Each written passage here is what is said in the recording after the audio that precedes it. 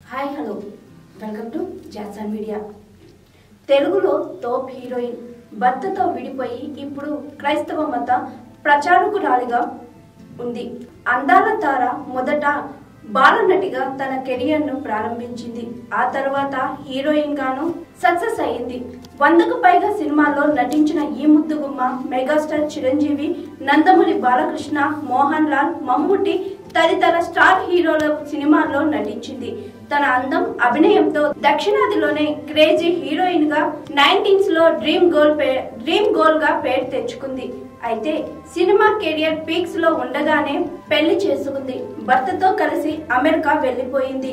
2 పిల్లలకు తల్లయింది. పెళ్లయ్యాక కూడా కొన్ని సినిమాల్లో నటించిన ఈ ముద్దుగుమ్మ అనూహ్యంగా ఇండస్ట్రీకి దూరమైంది. అదే సమయంలో భర్తతోనూ విడాకులు తీసుకుంది. ప్రస్తుతం అమెరికాలోనే నివాసం ఉంటూ క్రైస్తవ మత ప్రచారకురాలిగా బిజీగా గడుపుతుంది.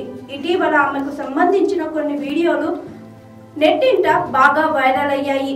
వీటిని చూసిన సినీ అభిమానులు నటిని చూసి ఆశ్చర్యపోయారు. సినిమాలో నటిస్తున్నప్పుడు స్లిమ్ గా, నాజుగ్గా ఉన్న ఈ అందాల తార ఇప్పుడు బొద్దుగా మారిపోయింది. ఇంతకు ఆమెవరనుకుంటున్నారా? తాను మరెవరో కాదు, ఆదిత్య 369 సినిమాలో బాలకృష్ణతో కలిసి నటించిన మోహిని అలియాస్ మహాలక్ష్మి శ్రీనివాసన్. 1991లో ఈ రమణ రోజావే సినిమాతో హీరోయిన్ గా ఎంట్రీ ఇచ్చింది మోహిని.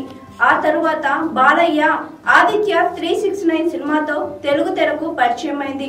ఆ తరువాత డిటెక్టివ్ నారా మామ బాగున్నావు, హిట్లర్ తదితర సూపర్ హిట్ సినిమాల్లో నటించింది. 100కి పైగా సినిమాల్లో నటించిన మోహిని కొన్ని టీవీ షోల్లోనూ సందడి చేసింది. అయితే 2011 తర్వాత ఈ ముద్దుగుమ్మ ఎక్కడా కనిపించలేదు. మోహిని చివరిసారిగా 2011లో మలయాళ యాక్షన్ థ్రిల్లర్ చిత్రం కలెక్టర్ లో కనిపించింది. కాగా భరత్ అనే వ్యక్తిని వివాహం చేసుకుంది మోహిని. ఆ తరువాత భర్తతో కలిసి అమెరికాకు వెళ్లిపోయి అక్కడే సెటిల్ అయిపోయింది. వీరికి 2 పిల్లలున్నారు.